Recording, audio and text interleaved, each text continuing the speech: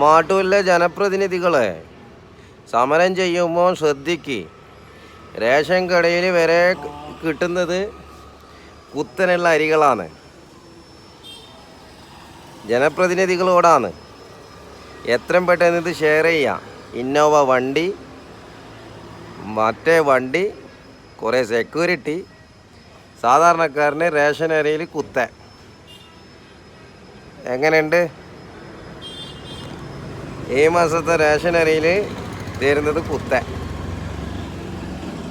എത്രയും പെട്ടെന്ന് ഷെയർ ചെയ്യുക. എത്ര റേഷൻ അരിയിലെ ആൾക്കാർക്ക് ഇങ്ങനെ കിട്ടീനി എത്രയും പെട്ടെന്ന് ഷെയർ ചെയ്തിട്ട് ഭക്ഷ്യമന്ത്രിക്ക് ഈ വീഡിയോ എത്തട്ടെ. ഇന്നോവയിലും വണ്ടിയെല്ലാം ആണ് ആൾക്കാർക്കല്ലോ.